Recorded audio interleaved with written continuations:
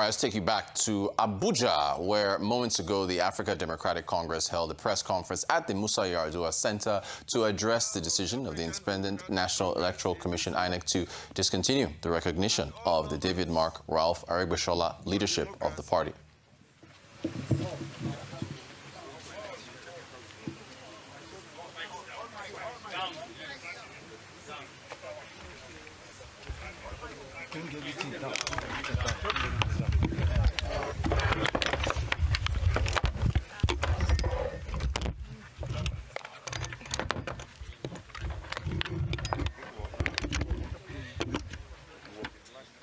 On behalf of the African Democratic Congress and all lovers of democracy, I welcome all of you to this World Press Conference.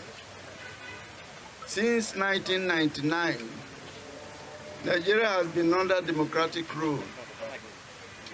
After 27 years, we thought we could proudly celebrate the entrenchment of democracy, believing that the country's dictatorial past has receded into history. Our experience in the past 3 years or so, since President Bola Ahmed Tinubu came to power, has however confirmed otherwise.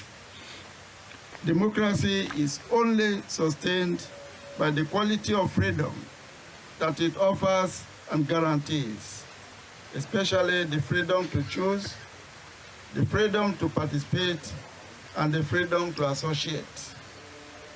These freedoms are so critical to democracy that without them, democracy dies. Yet, in the past 3 years, we witnessed a relentless assault on these very freedoms. The agenda is very clear: to create a situation where in 2027, President Bola Ahmed Tinubu emerges as the only option left for the people, despite the widespread suffering and wanton killings going on across the length and breadth of this country. The twin challenge of deepening poverty, worsening security situation in the country did not just happen. They are direct consequences of the failure of this government. They know that Nigerians will not want to continue. They know Nigerians will vote them out. This is why they will do anything to hang on to power by hook or crook.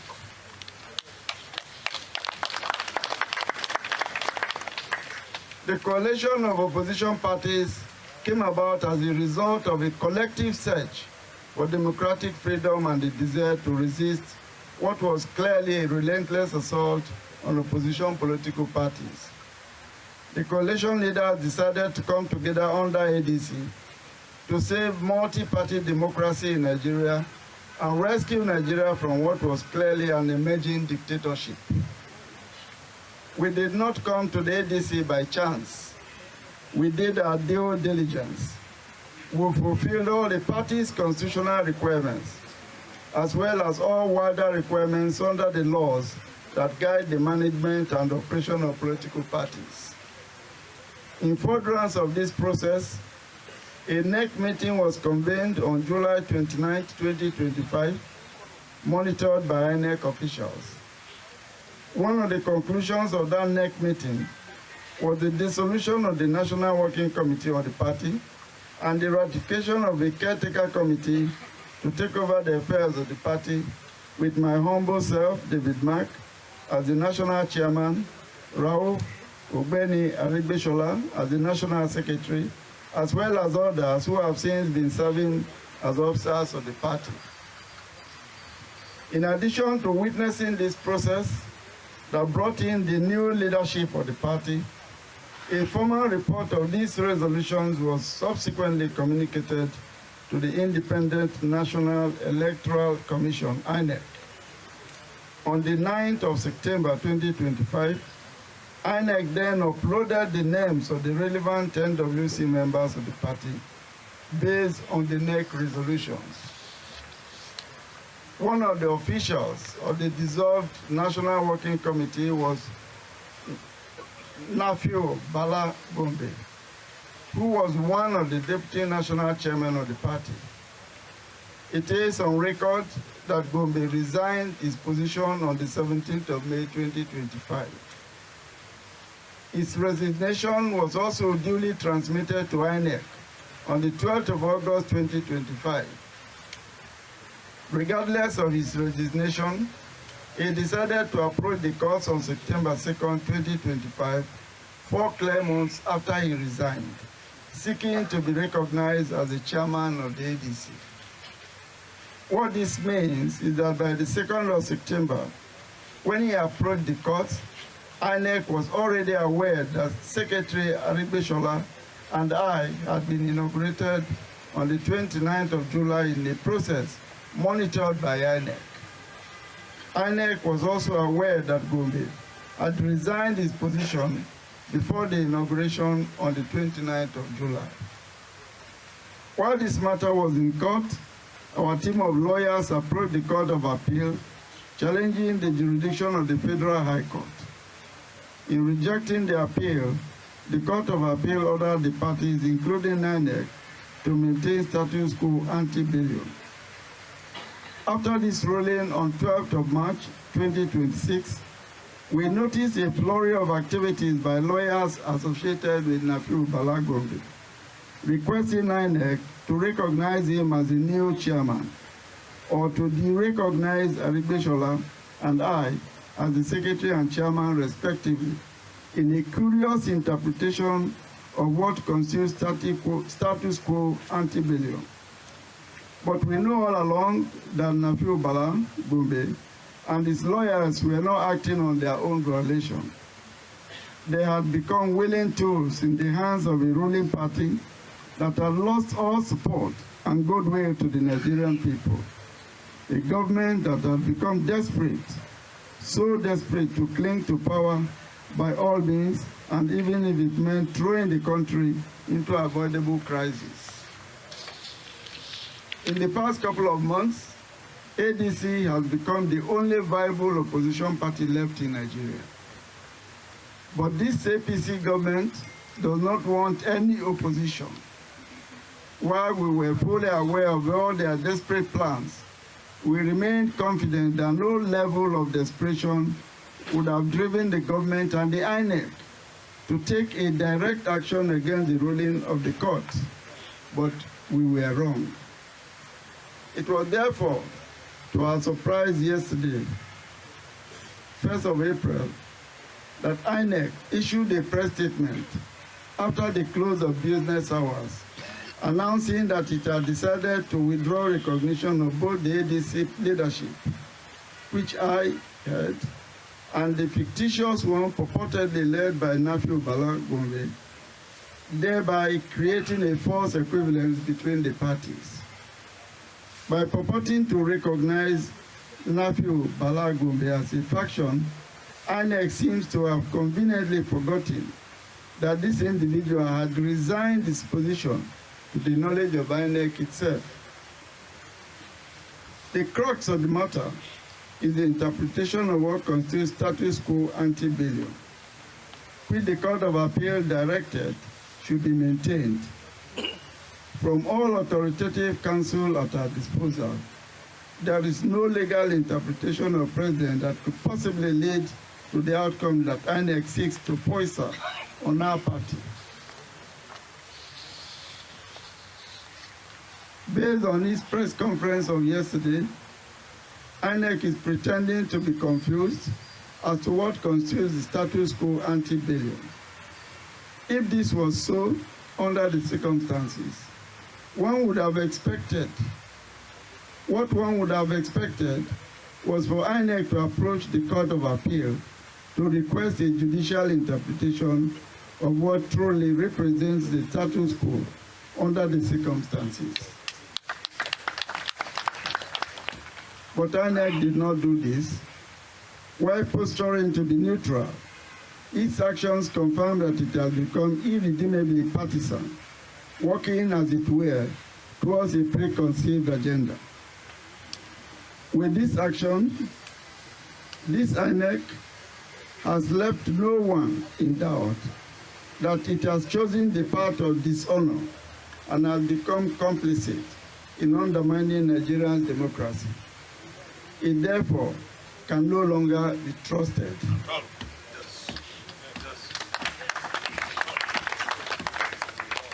What we say in essence is this: Inec cannot choose to fix the status quo from the day it took the administrative action to uphold the names of the new ADC members on its website.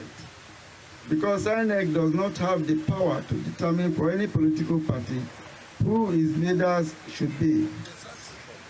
That decision was taken on July 29, 2025, not on September 9th. With its press conference yesterday, Inec has invented a status quo that never existed, because there was no time that the African Democratic Congress, ADC, did not have a fully constituted leadership. What Inec has done is to create a situation that by its own curious logic leaves the ADC without leadership. This certainly cannot be the status quo that the Court of Appeal directed should be preserved. It is an Inec invention that is not known to any Nigerian law. There is only one conclusion that Nigerians can draw from the 1st of April 2026 action taken by Inec. The electoral umpire has taken sides. It can no longer be trusted. As a matter of fact, Inec has acted in contempt of the Court of Appeal and has therefore acted unlawfully. My fellow Democrats, very distinguished ladies and gentlemen, it is not the ADC that is under attack. It is a direct assault on Nigeria's democracy and the right of Nigerians to choose, to participate, and to exercise their rights as free citizens. We have witnessed how the APC-led federal government has undermined, compromised, and coerced other opposition political parties. The ADC has risen as the last bastion between Nigeria's democracy and full-blown dictatorship. And this is what worries them. What is now unfolding is a concerted effort to dismantle that last bulwark. If we allow this to happen, it could signal the end of our democracy as we know it today. If we yield to it, we would have become complicit by our inaction. We therefore hold it a duty to our democracy and to the Nigerian people to say no. No. No. No. Right now, I speak to Nigerians at home and in diaspora. I also speak directly to President Bola Ahmed Tinubu. With 90% of the National Assembly and over 30 of Nigeria's 36 governors in the APC, President Bola Ahmed Tinubu, what are you afraid of?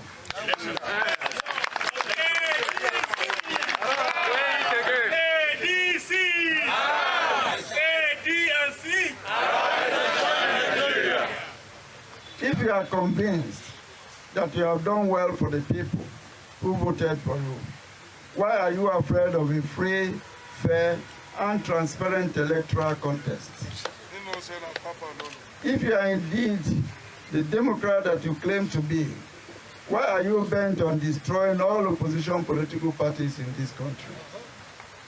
Let me reiterate for the record, there are no competing claims on the leadership of the ADC.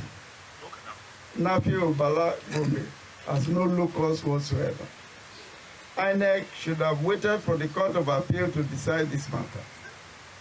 Instead, Inec went ahead to do the bidding of the ruling party. But let us be clear, the role of Inec over political parties is not administrative, it is not managerial, it is simply supervisory. For the avoidance of doubt, the leadership of ADC inaugurated at the 29 July 2025 NEC meeting remains the lawful leaders of the party. Yes. party members and all Nigerians should therefore remain calm, as there is no cause whatsoever for alarm. It is important to state the net implications of this decision taken by Inec, in case they had not thought of it, or they just do not care. First, by attempting to subvert the leadership of the ADC, Inec has already undermined our participation in the Osun and the Ekiti elections taking place later this year. Secondly, we have our congresses starting on the 9th of April 2026, ending with our convention on the 14th of April 2026. We have given due notice to INEC, and they have acknowledged receipt of that notice. This is what the law requires of us. Let us sound a note of warning. This INEC under Professor Joshua Amopita will be held directly responsible for whatever actions or inaction or reactions that follow this criminal path that it has taken.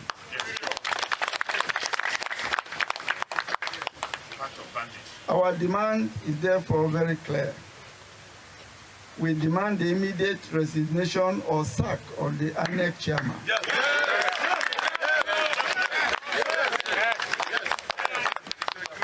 Professor Amopita and all his national commissioners. We no longer have confidence in them. We are convinced that they are incapable of conducting any credible election. Exactly. Yes. Let us also make it clear, we are proceeding with our party programs because there is nothing under the law that makes INEC's attendance a mandatory requirement. Yes. We have duly served INEC notice and we will proceed accordingly.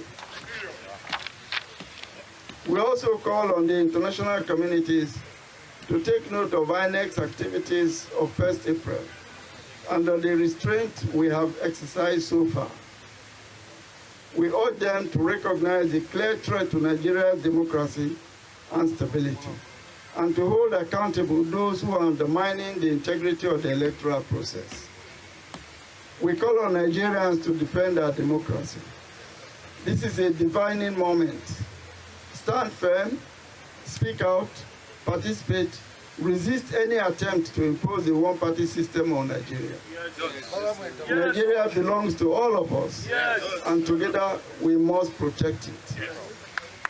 It is often said that the arc of history does not bend towards tyranny. It bends towards freedom. No matter how long the night may seem, the morning will come. Nigeria will not be silenced. ADC will not be silenced. Nigeria will not be conquered, and ADC will not be conquered. Nigeria is rising, ADC is rising. Thank you, and God bless you.